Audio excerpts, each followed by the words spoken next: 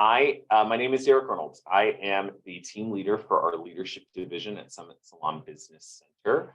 I've been a Summit consultant for 13 years now, and I've been in the professional beauty industry for 25 years. I've been a salon owner. I have been the general manager of some very large salon companies here in the country.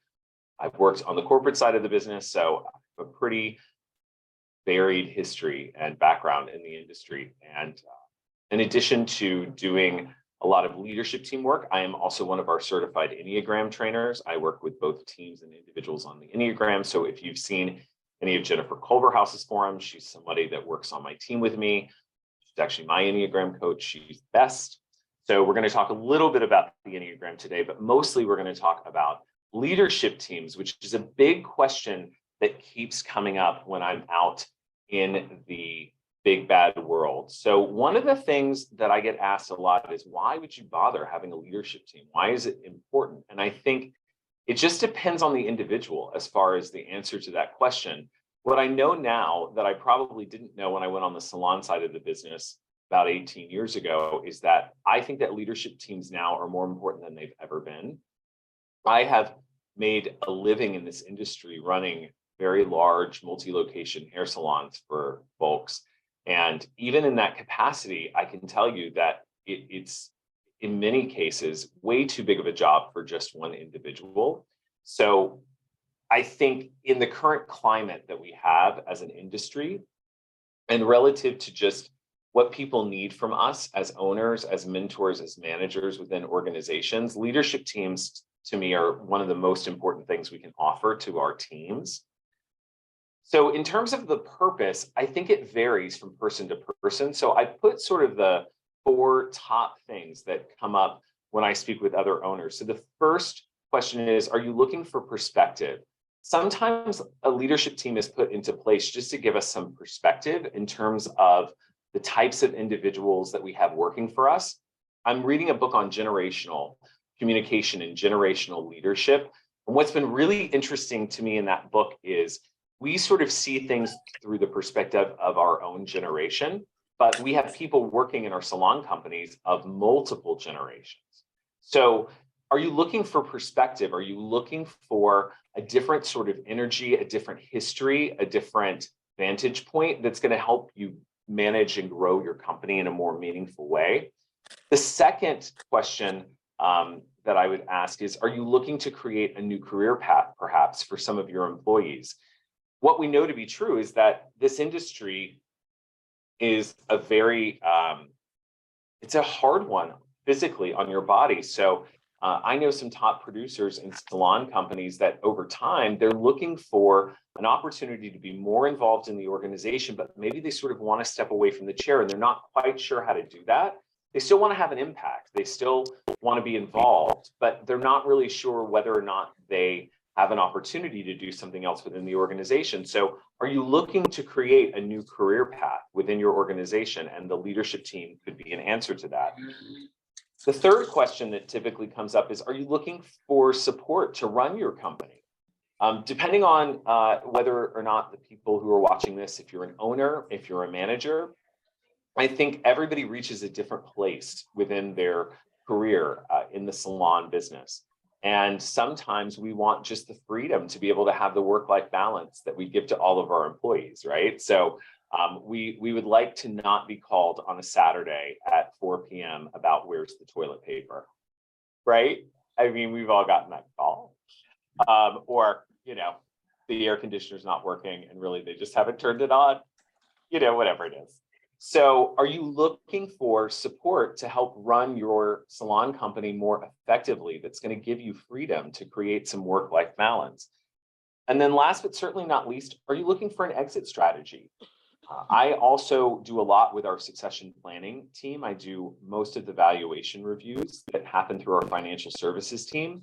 One of the things that I find really helpful as part of that process is the creation of a leadership team where people can really engage, enroll, and give feedback based on their involvement in that organization. And then those become your servant leaders that you're able to elevate into an equity position where they're able to be a shareholder within the organization. So Are you in the process of looking for that exit strategy? And I also believe that that process can't sort of start too soon within organizations.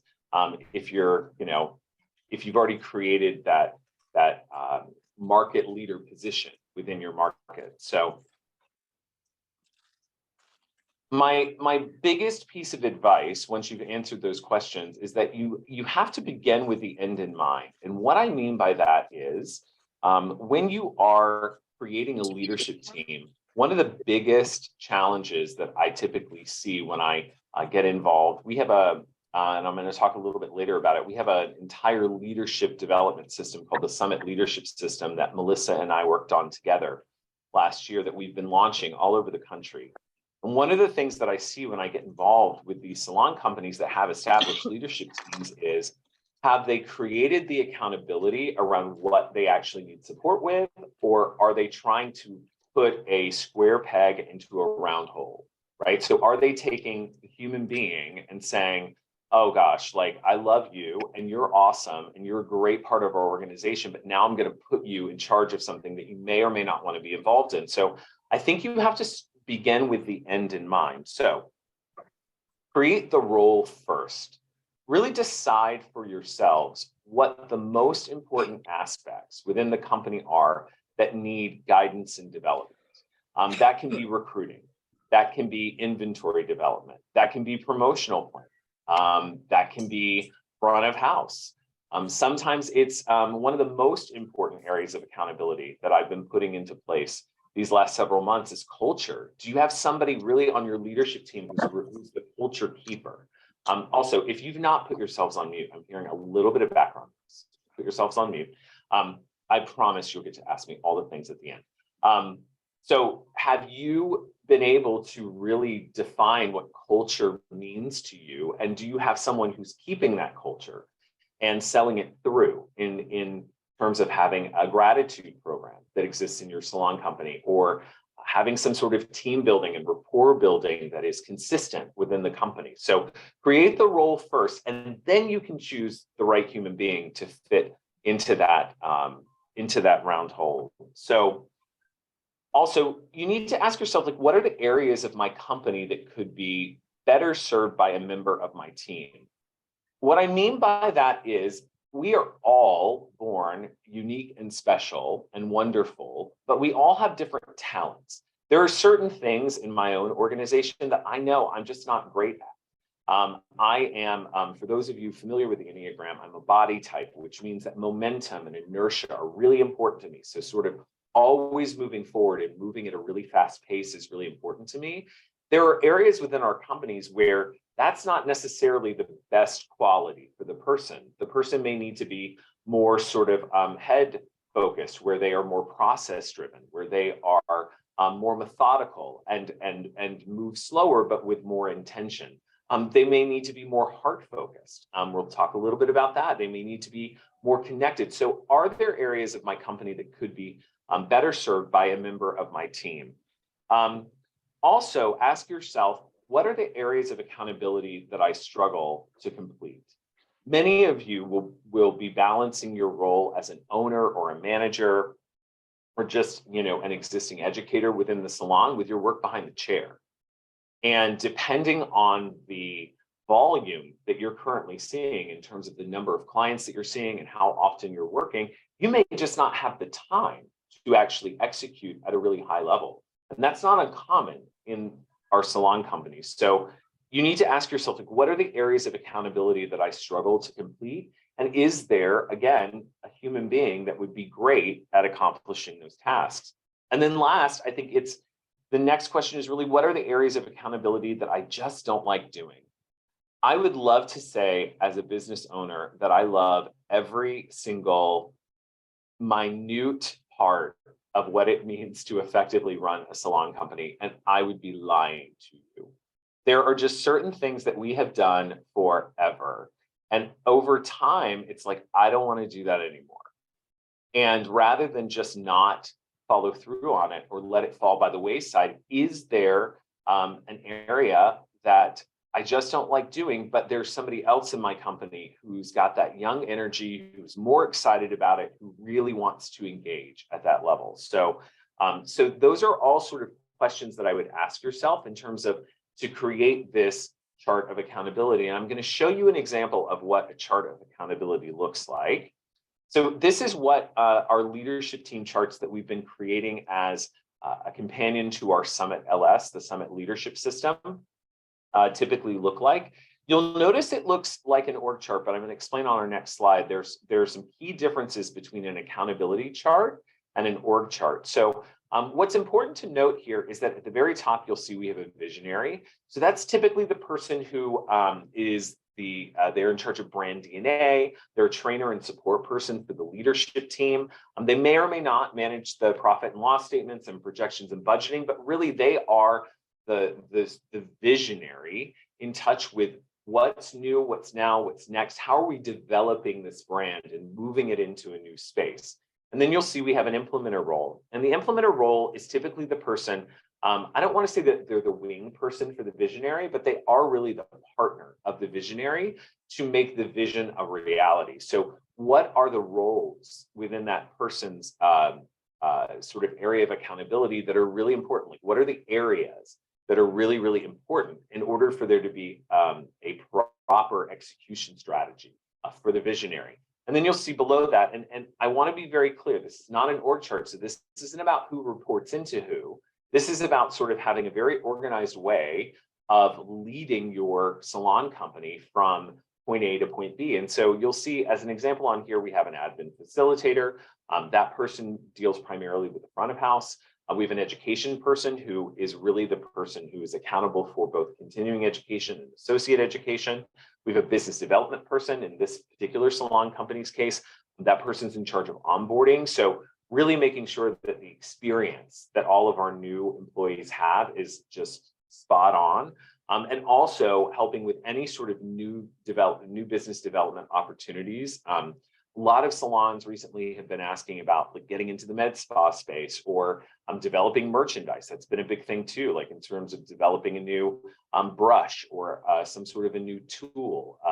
Nothing in the space of product, but really just like, what is there something that I need in order to develop things? I was just working with a salon company that wants to develop sort of an extension line and sell hair and that sort of stuff. So that's really what the business development area of accountability would look like. And then there's an inventory and marketing bucket. I call them buckets just because I'm weird. So and then there's a recruiting and culture person. So what we've done as part of our Summit LS system is we're able to sort of go in and based on the long-term strategy of the organization, what 10 years looks like, what 3 years looks like, what 1 year looks like, we're able to go in and really create a meaningful way of holding people accountable and creating ownership. So these are some golden rules of the accountability chart, I'm calling them. So the first thing is, don't treat this like an org chart. So this isn't about positional leadership. This isn't about whose boss is whom.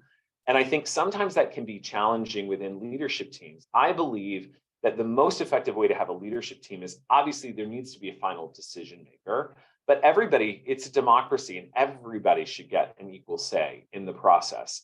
It's only through understanding everybody's unique and special perspective that we can get the best out of our teams. So you don't want to treat this like an org chart. This isn't about who reports into whom. Also, it's about creating clean areas of accountability. This is a really key point. One of the ways that I have seen salons sort of go left when it comes to creating and managing a leadership team is that there's too much overlap within roles. So for example, maybe I have 3 or 4 different people that are all working in the coaching program, but I don't have, and they're all coaching employees within the salon company, but I don't have one person who's sort of responsible for making sure that the coaching program is being managed and fostered in the right way. And so what happens is when we reach a roadblock or we have a hiccup within the leadership team meeting format, people will start just pointing fingers. Well, I thought you were doing that. No, I thought you were going to have that conversation. And then there's all this time that gets wasted about talking through like what should have happened, instead of creating a really clean area of accountability where people can truly feel like they have ownership over whatever those roles look like. this is especially true as well. I use coaching as an example. I see a lot of this happen relative to training as well. So within the associate program, you may have multiple people that are educators within the associate program, but we really need one person to truly be accountable for their work within that program. Who's going to be the person who helps reformat when we have a challenge with the associate program? Who's going to be the person who makes sure that everybody's running on time, that we're not holding people in the program for too long? So we want to make sure that we're creating clean areas of accountability, because through that process, there will be true ownership over whatever their role is on the accountability chart. The third thing that I want to say is a golden rule, and this is, I totally stole this from Brene Brown, if you follow her, but it's one thing I say all the time relative to when I work with leadership teams and do retreats or even team retreats. If you've not put your mic on mute, do that for me, please. Clear is kind and unclear is unkind. And what we mean by that is, a lot of times, just because we're nice or because we're busy, we unintentionally create a lack of clarity around who's doing what, how this is going to work, what the procedure looks like. And so relative to your accountability chart, you want to make sure that you create clarity around every single role without necessarily listing the tasks.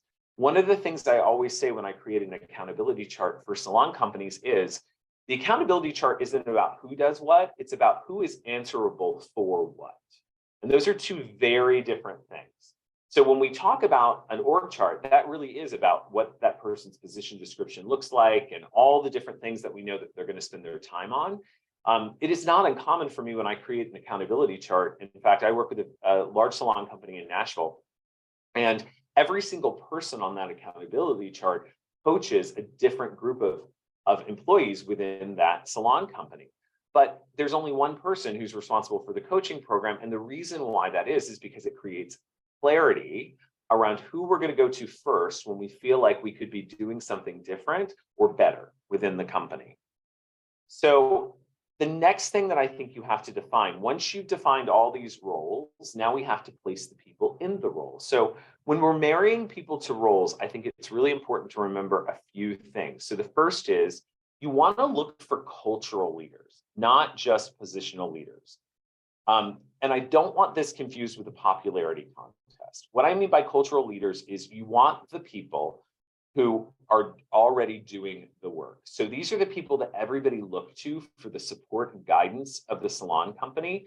You don't just want to staff and stock the pond with your for your leadership team with only positional leaders, because that's not going to create that sort of synergy that I'm talking about in terms of gaining the multiple perspectives. I think there's nothing better than when you have a group of cultural leaders that do a lot of different things. And we're going to talk about that in a minute within the salon company, because through that process, you're getting a 365-degree view of exactly what's going on in your salon company, instead of only taking perspective from one group of individuals. So make sure that you are considering cultural leaders for these roles, not just the people that are quote unquote in charge.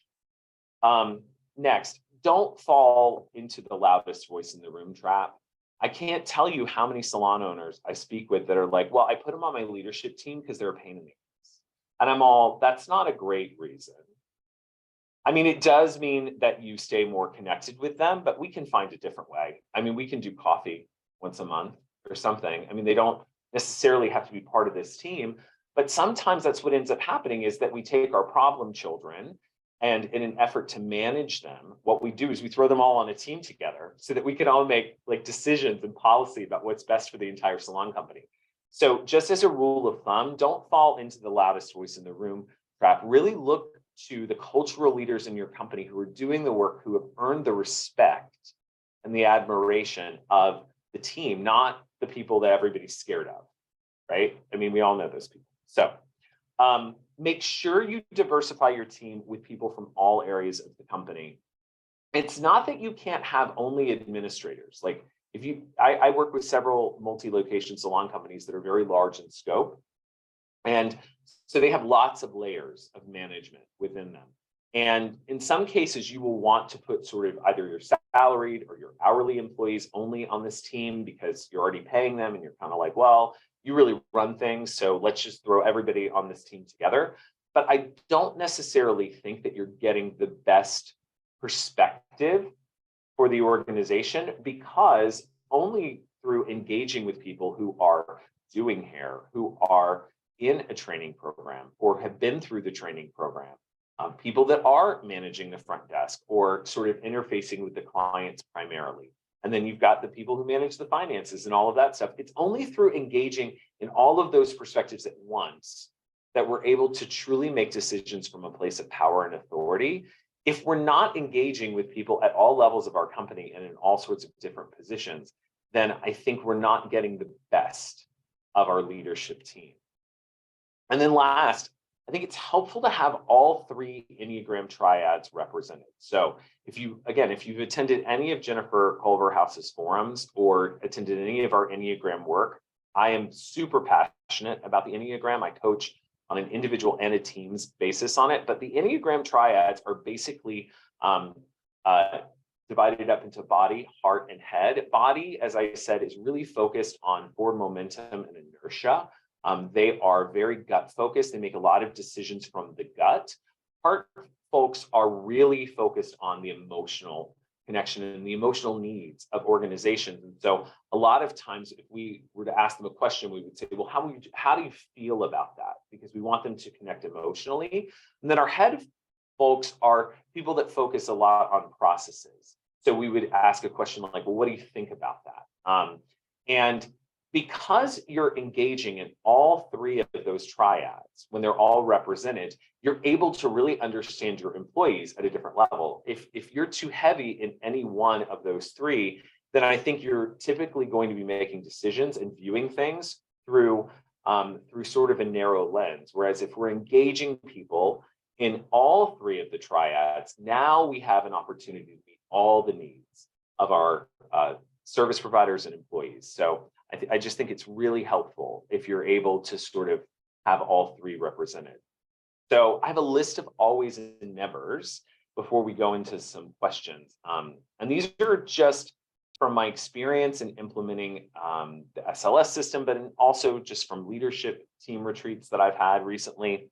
So this is a list of always. So always choose people who are good humans.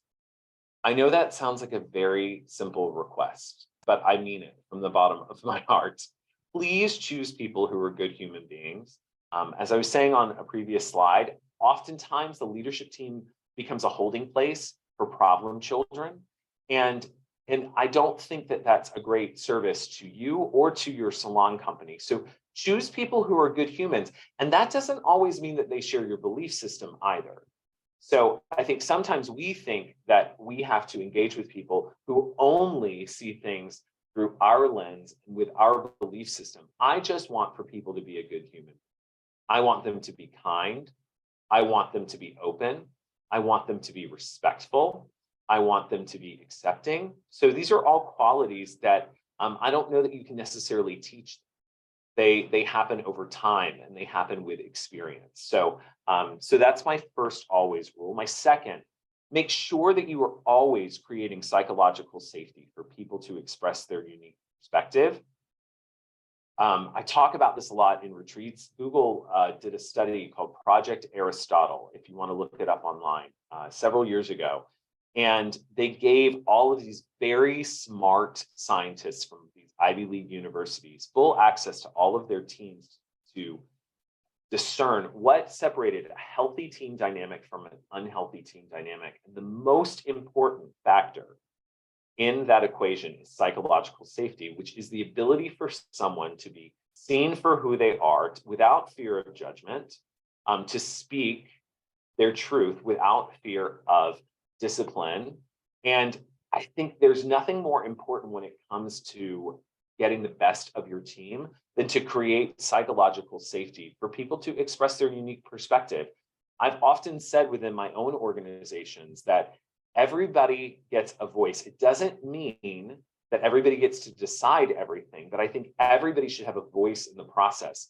And the number of times that I was just working with a leadership team a couple of months ago, and we were talking about dress code.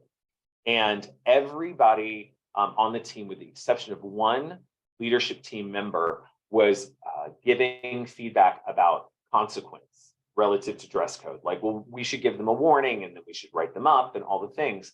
And there was one person on that team who spoke up and said, you know what, I think rather than focusing on consequence, is there something we can do to focus to reward them? Is there some sort of positive thing that we can do to motivate people to want to do more of that? And it literally shut the room down. Everybody got dead silent, because it was a perspective that we all needed to hear at that moment in time. And as a result, they absolutely changed the course of the conversation around how they were going to manage that policy. This has also happened with call-outs recently about, well, how do we manage call-outs? You know, do we use the stick or do we use the carrot? So that's a great example of how within that psychological safety, that person felt like their feedback could be heard without everybody piling on and being like, well, that's not going to work. That's a horrible idea. And we have to really be focused on always allowing, always celebrate mistakes and practice making. I say this and people think I'm crazy because they're like, well, we're supposed to be perfect because we know more than everyone else. That's a lie. No one expects anyone to be perfect. And in fact, I think that the most interesting people in life and the most interesting things that I've been involved in personally are where I've made mistakes. And so not only would I say practice, celebrate mistakes, but practice them. It actually shows that someone's taking initiative to do something new and different. Now, that doesn't mean anarchy. So let's be clear. I mean, we want to make sure that we're there to give them enough space to make a mistake, but then also enough support to elevate them when they do that. But I never want for somebody to feel paralyzed in the decision-making process because they're so afraid of disappointing me, or that by making a mistake, it's going to end up resulting in some sort of consequence, or maybe that responsibility is going to be taken away from them. And I've seen all of that happen. I've been in those salons, those salon companies where somebody's made a mistake and immediately the owner sort of goes to a place of freak out and goes, no, I'll just take that back. But that's not the solution. The solution is to celebrate the mistake, be happy that they took the opportunity to even try something out that maybe they don't have the skill set yet to do.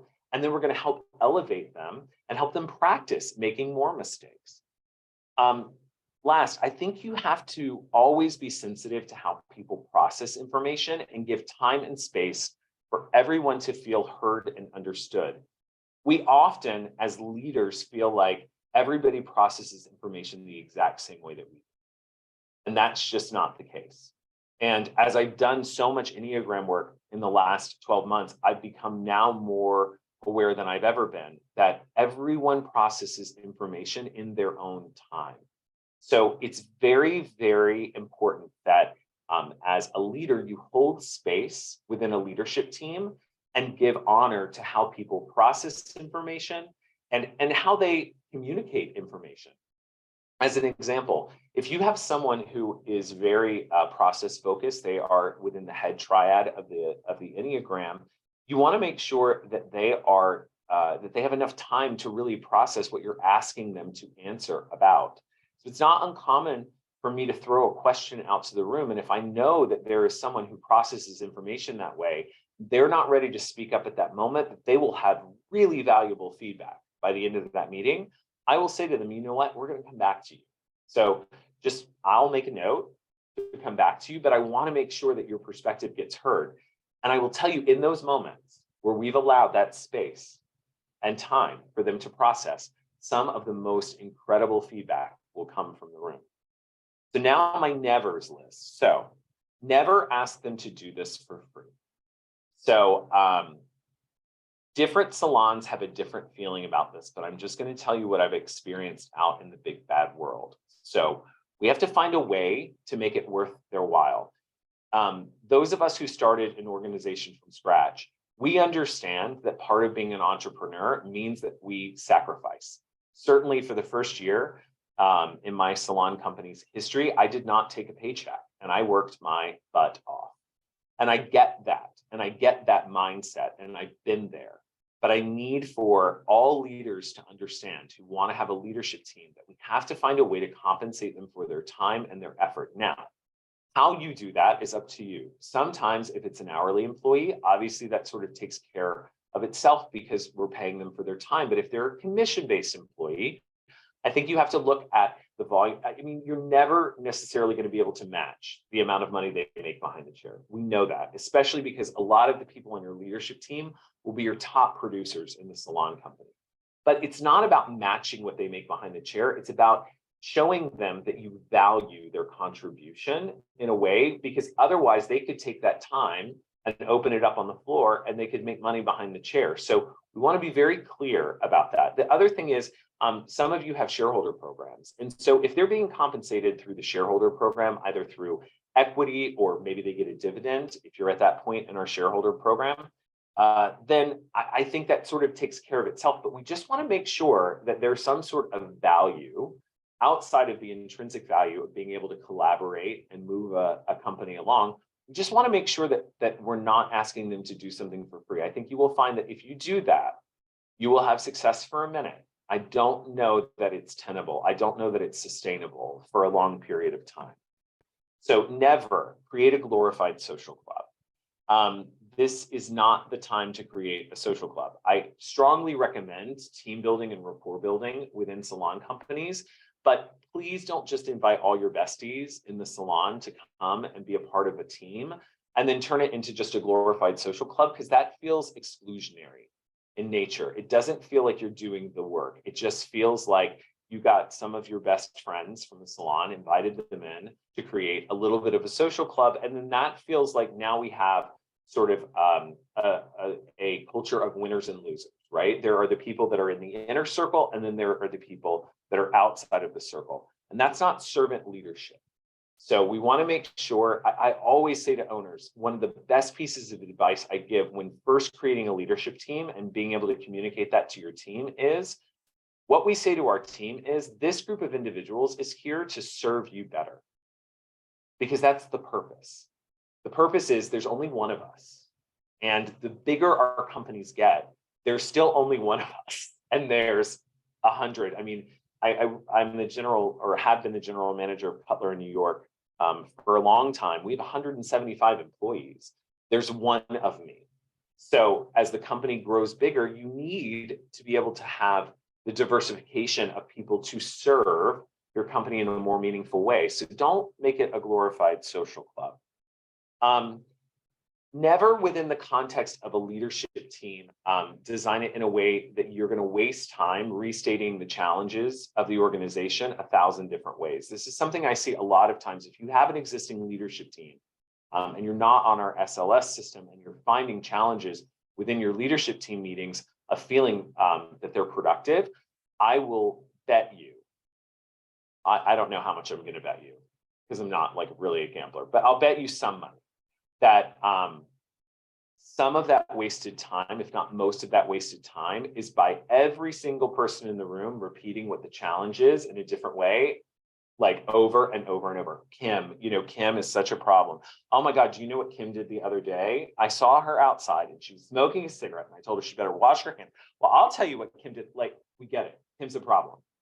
So you don't need to waste time by restating challenges. And it also just drags the vibe down. Never reinforce or create because I said so culture. So this comes back to sort of engaging in multiple perspectives on the leadership team. So don't design a leadership team and invite people to the leadership team just so you've got minions to sell through, well, because I said so culture.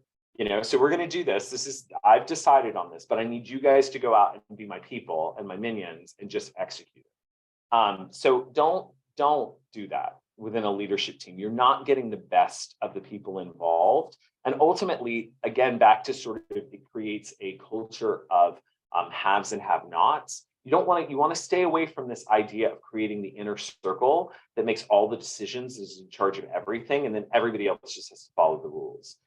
We want to make sure that we are truly creating servant leaders in this process. And then last, but certainly not least, never stop having fun.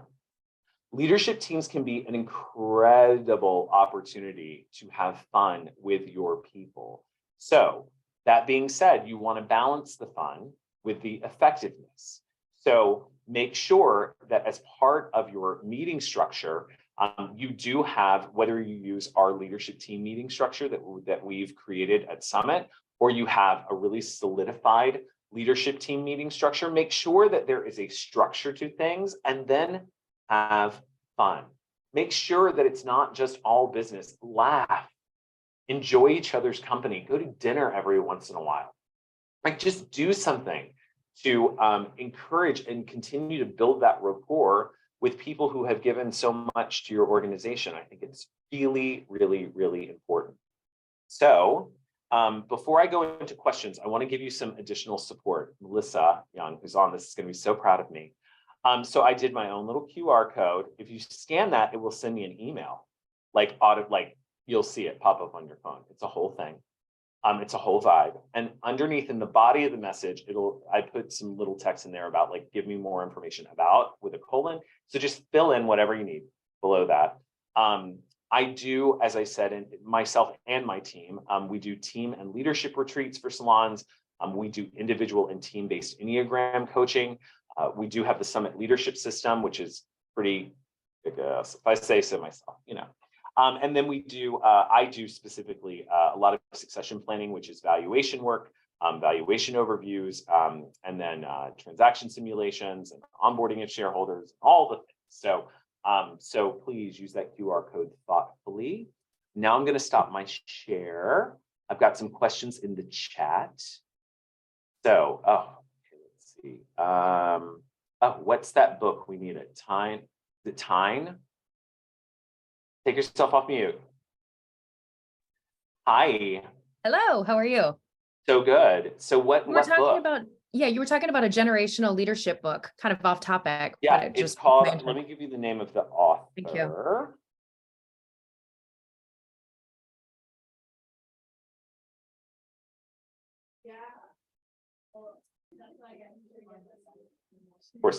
Of course, Amazon's not asking me. It's downstairs, or I would get it. I can use your fancy QR code and email. I know, it's fine. Okay. It's called Generations: The Real Differences Between Gen Z, Millennials, Gen X, Boomers, and Silence. And it is by, the last name of the author is T-W-E-N-G, Wenge. But it's really, really good. It made like their editor's list. Really, really interesting. Yeah.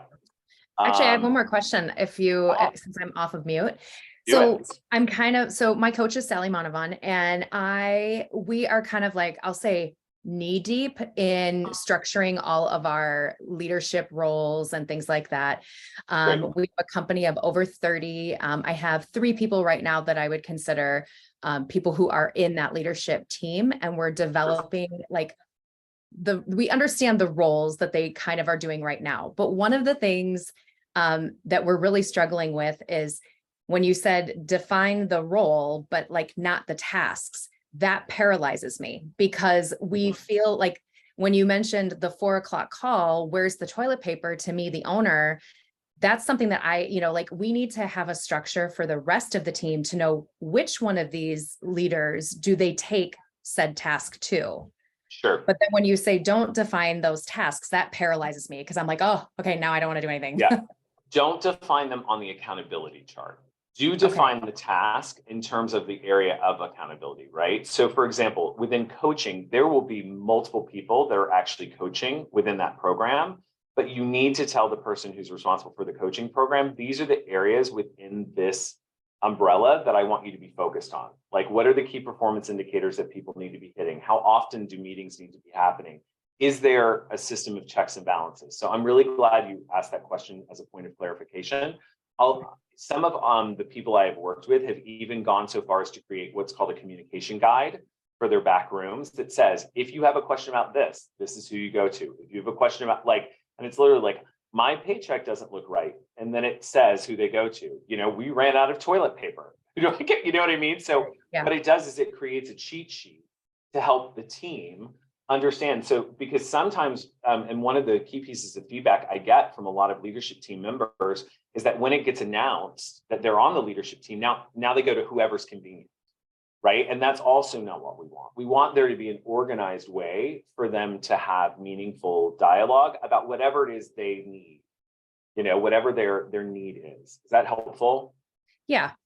Okay. Yeah, it just, good. like I said, that kind of like threw me because I'm like, oh no, I've got to know. Yeah, no, but I think sometimes what will happen is people want to use the accountability chart to put every single itty bitty part of an area in there.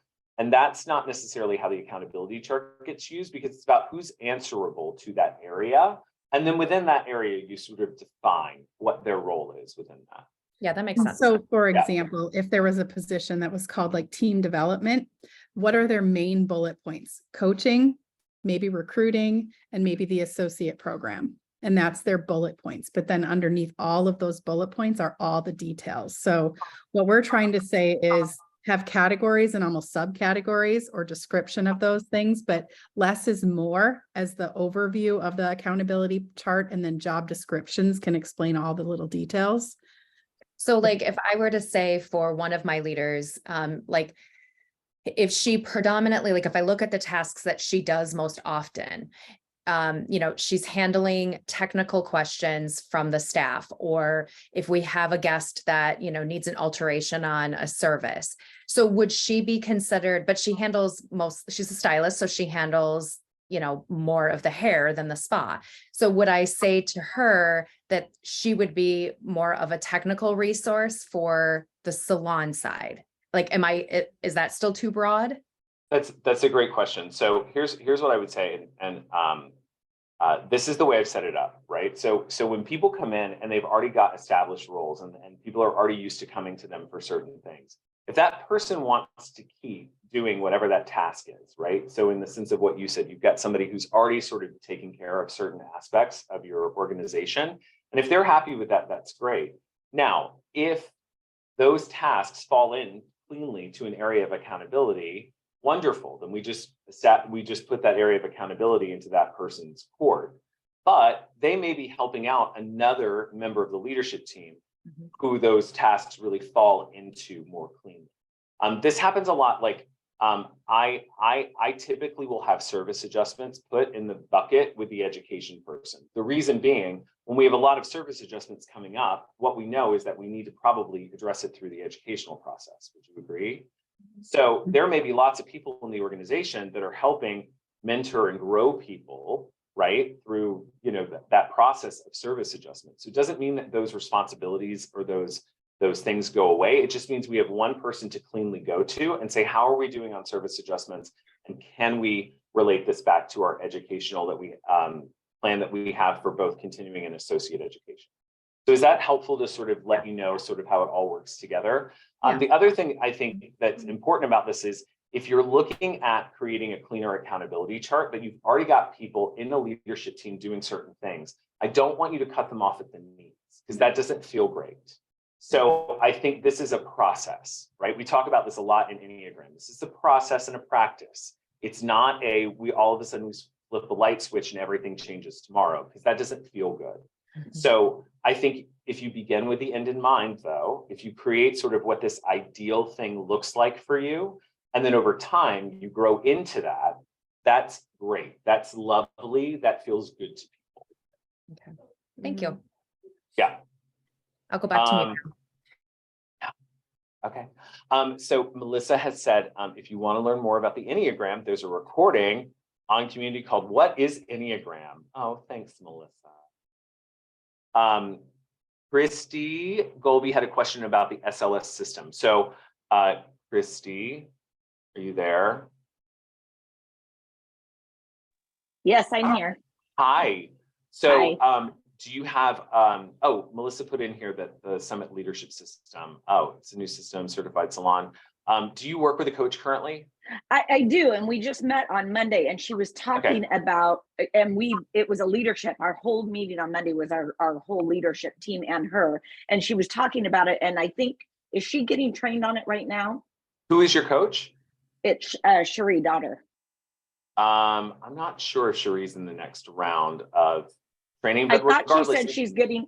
Okay, I thought she said she was getting trained now and that there was a system in place, but it wasn't ready to launch, or so I just was So confused. she was 'cause we probably started- referring to the consulting division one, not the team one. No, she was talking about a team. Like, how do we assign leadership roles and tasks and Sure. No, she's not included in that. So Christy, Okay. if you email me one way or another, we'll get you taken care of. Yeah. Okay, so can you just briefly, I jumped in about, I'm in California and I forgot about the meeting until my reminder came up. Hey. So I missed the very first couple of minutes. What is it's a system? So the Summit Leadership System is designed to both organize, that's not a word.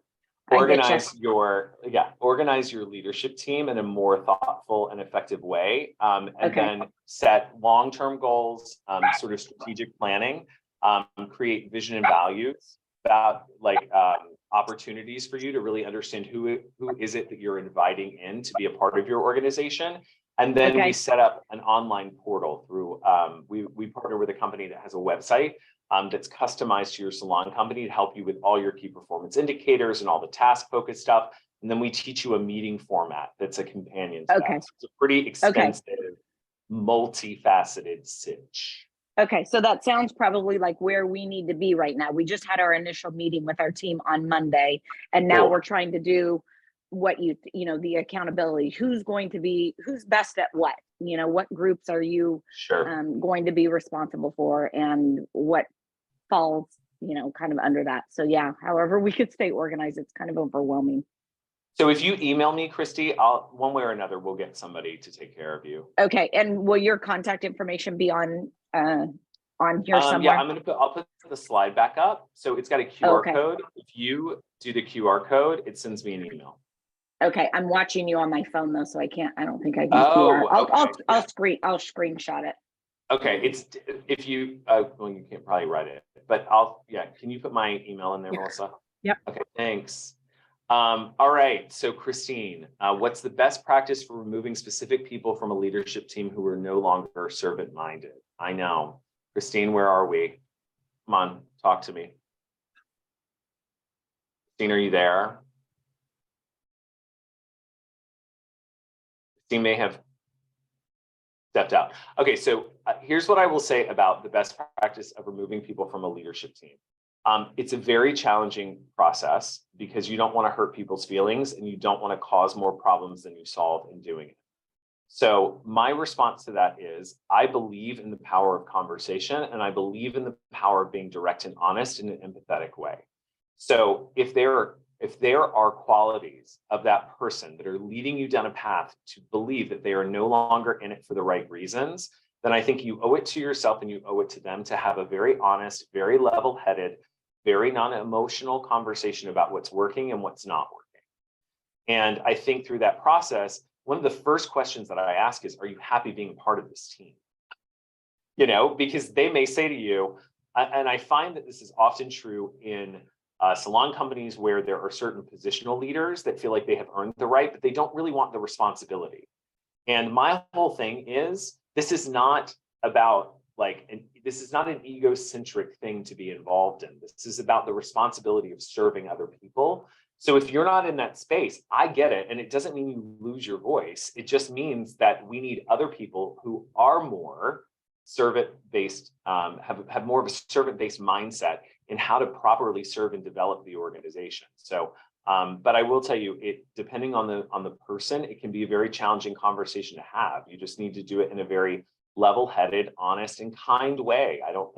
I think sometimes these situations also go past the point where we have, where we're kind, and instead we get frustrated and go to a place of anger and anxiety. All right, Kama is my next one. So Kama said, I'm a salon owner who's at the very first stages of creating a leadership team, and I'm struggling with my action plan on where to start. Is there a class or forum to help create these roles and define them? We have some resources for salon consultants. If you need some specific sort of coaching on how to do that, it's something that our team can work with your coach directly on. So if you want to go ahead and email me, Kama, oh, hi, I see you now in the middle. Hi, am I pronouncing your name correctly? Kema. Kema. Sorry. So Kema, do you work with a coach right now? Yes, I work with Britta. Okay. Oh, great. Perfect. Yeah. So Britta can get you into, she's got access to the resources that we have, but also she's got access to me. So, you know, whatever support you need, we're happy to provide to you either through Britta or as a part of what we do in the leadership division. But we would love to do that for you. Okay, yeah, I'm curious about that portal. She's mentioned it. We've talked about it. She knows we're in these beginning stages, and I have a meeting with her in July. But I've been, until then, I've been kind of talking to a few of my key service providers that I see as leaders in our salon. But I'm struggling in having these first conversations with them to see their interest. And, you know, I like what you said today about having that end goal in mind. I need to fine tune that a little bit. You'll do yourself a lot of favors by creating the role and inviting the human. Okay. What often happens is we invite the human, and then we've got 3 people who all love doing the same thing. And now we're telling 2 of those people they have to do something they're not crazy about. That's exactly where I'm starting to 100%. And you're in good company. I mean, it's sort of, we've all done it. We have all done it. And then you end up like having to spend all this energy selling them into the idea. No, I mean, it's not that bad. Like, you'll love recruiting. It's just great. Like, you know, and they're like, I hate my life, you know, and they're doing it to be of service to you. They're doing it because they want to help grow and develop the organization, but they're not really doing it because they love it. You know, and what we want, we want that marriage of them really enjoying what they're doing, in addition to you having a need for them to fill that role. So I do have another question for you. Yeah. So we have been in business for 50 years. My dad started our company. So I have service providers that have been on our team for, you know, anywhere from 20 to 40 years, honestly. And then I have my younger crew who has been with us anywhere from a year to, you know, 10. And my leadership team, I feel like some of my younger stylists, you know, there's still levels 3s, 4s in there. That's what I envision as the leaders in our salon company. How do you handle, or do you ever run into issues where some of the older staff might feel left out, or why aren't they invited? You know, how do you, and I, you know, and not that they couldn't all be part of it or, you know, have their different roles, but when I'm just looking at, you know, part of my world is thinking about our longevity of our company and, you know, passing it on, that it doesn't end with me, you know, so. Sure. I think there's a couple things to consider, and I talk a lot about the circle of control, about what's inside of our control and outside of our control. So all we can control is our own narrative. So it's how we position it to the team. It's how we show it sort of fitting into the grand scheme of things within the salon company. Like, that's all the stuff that's inside of our control. The things that are out of our control is how people receive it. So what I want to caution you against is trying to manage everyone's expectations every 5 minutes, because it's A, impossible, and B, exhausting. Mm-hmm. So what I would say is that my rule of thumb has always been, if you ever have a challenge, if you ever are curious, if you have questions, come to me. Like, allow me to have a conversation and a dialogue with you before you start to make assumptions and take things personally, and then you start being less than impeccable with your words. If you've ever read the 4 agreements, I mean, because that's what happens.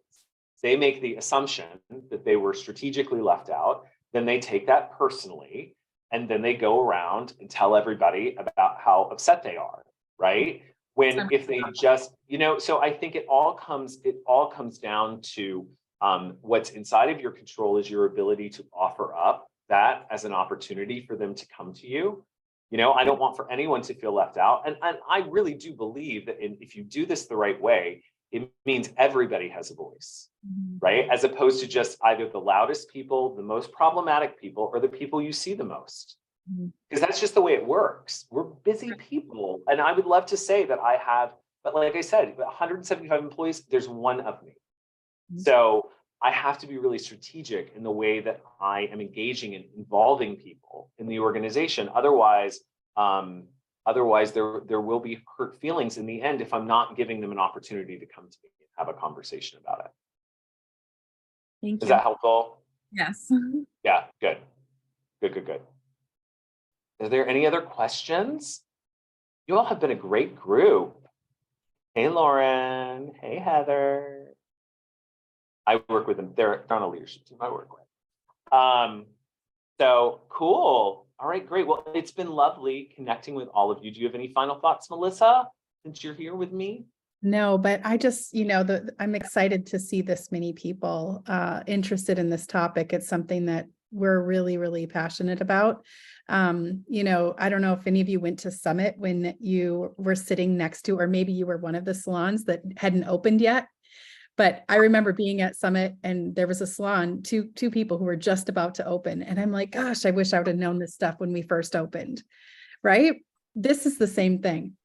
When we go in and work with leadership teams, there's some that are new leadership teams, and there's some who've been doing it for a while. And all of them that have been doing it for a while are like, man, I wish I would have known this stuff when we first started. So I just love that you're asking really deep questions, super intelligent questions. It makes me feel like you're pointed in the right direction in so many areas right now. So I will just tell you this, you don't have to do it alone. We're here to support you. There's lots of information. We just literally trained a huge group of people to support salons in this new way. So ask your coach about it. Learn more about what's available to you to support, and thanks for letting us be a part of your process. Yeah, it's been fabulous. You guys have been awesome. So thank you so much. And click, reply, like, whatever it is. I don't know. That's what all the YouTube kids say. All right. Talk to you guys soon. Bye. Bye.